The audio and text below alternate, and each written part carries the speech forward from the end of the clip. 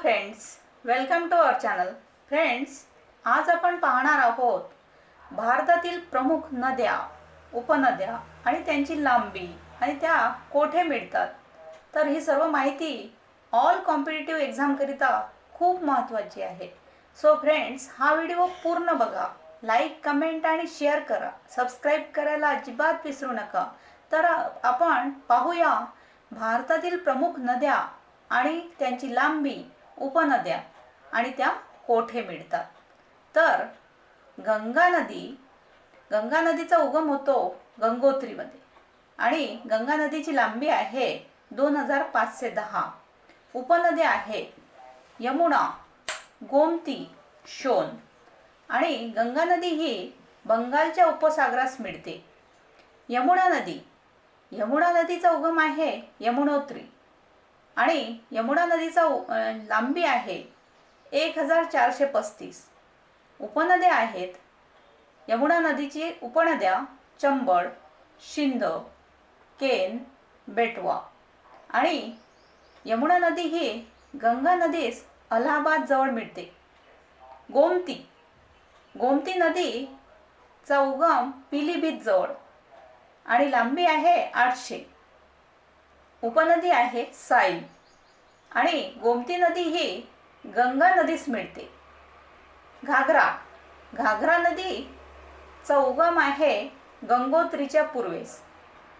घाघरा नदीची लांबी आहे 912 आणि उपनद्या आहेत शारदा आणि राप्ती. घाघरा नदी ही जाऊन मिळते गंगा नदीस. नंतर गंडक नदीचा उगम आहे मध्य हिमालय, नेपाळ आणि गंडक नदीची लांबी आहे 675. गंडक नदीच्या उपनद्या आहेत त्रिशूला. गंडक नदी ही गंगा नदीस पटण्याजवळ मिळते. दामोदर नदी पाहूया. दामोदर नदीचा उगम तोरी, छोटा नागपूर पठार. लांबी आहे 541 आणि उपनद्या आहेत गोमिया, कोनार, वाराकर आणि दामोदर नदी जाऊन मिळते हुगळी नदीस. ब्रह्मपुत्रचा उगम आहे मानस सरोवराजवळ तिबेट आणि लांबी आहे 2900.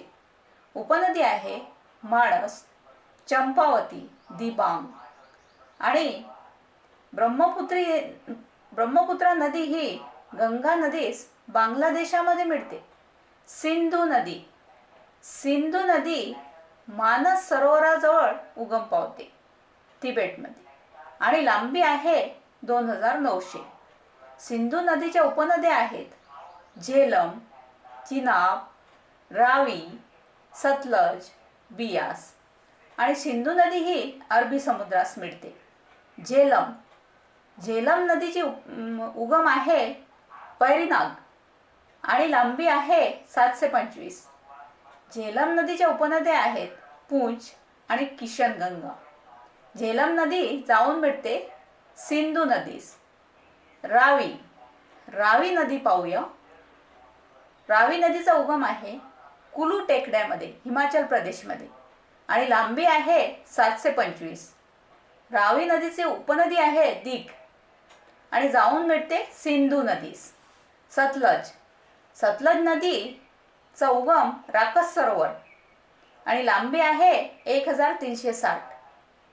उपनदी आहे बियास आणि जाऊन मिळते सिंधू नदीस. नर्मदा नदीचा उगम आहे अमरकंटक, एमपी मध्ये आहे आणि लांबी आहे 1310. नर्मदा नदीची उपनदी आहे तवा आणि जाऊन मिळते अरबी समुद्रास. तापी नदी पाहूया. तापी नदी मुलताई टेकड्यामध्ये उगम पावते मध्य प्रदेशमध्ये आणि लांबी आहे 702. उपनद्या आहेत पूर्णा, गिरणा, पांजरा आणि जाऊन मिळते अरबी समुद्रास. साबरमती नदीचा उगम आहे अरवली पर्वतामध्ये आणि लांबी आहे 415. उपनदी आहे हायमती, माझम, मेखो आणि जाऊन मिळते अरबी समुद्रास. चंबळ चंबळ नदीचा उगम आहे मध्य प्रदेशामध्ये आणि लांबी आहे 1040. उपनदी आहे शिप्रा आणि पार्वती. जाऊन मिळते यमुना नदीस. महानदीचा उगम आहे सिहाव छत्तीसगडमध्ये. लांबी आहे 858 आणि उपनदी आहे सेवनाथ, ओम, तेल आणि जाऊन मिळते बंगालच्या उपसागरास. गोदावरी नदी पाहूया. गोदावरी नदी उगम पावते त्र्यंबकेश्वरमध्ये आणि लांबी आहे 1498. उपनदी आहे सिंदफणा, दुधना, पैनगंगा, प्राणहिता, वर्धा, मांजरा, वैनगंगा, इंद्रावती आणि गोदावरी नदी जाऊन मिळते राजमहेंद्रीजवळ.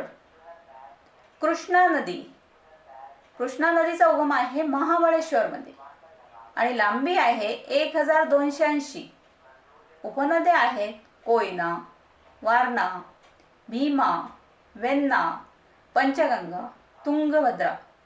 कृष्णा नदी जाऊन मिळते बंगालच्या उपसागरात आंध्र प्रदेशात.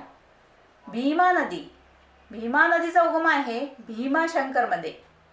लांबी आहे 867 आणि उपनदी आहे इंद्रायणी, मुळामुठा, घोड, नीरा, सीना, मान आणि जाऊन मिळते कृष्णा नदीस. कावेरी पाहूया. कावेरीचा उगम होतो ब्रह्मगिरी कर्नाटकमध्ये आणि लांबी आहे 760. उपनदी आहे भवानी, सुवर्णवती, कर्णावती आणि ही नदी जाऊन मिळते बंगालच्या उपसागरात तामिळनाडूमध्ये. तुंगभद्राचा उगम आहे गंगामूळ कर्नाटकमध्ये आणि तुंगभद्राची लांबी आहे 640. उपनदी आहे वेदावती, हरिद्रा, वरण आणि तुंगभद्रा जाऊन मिळते कृष्णा नदीस. Thank you friends.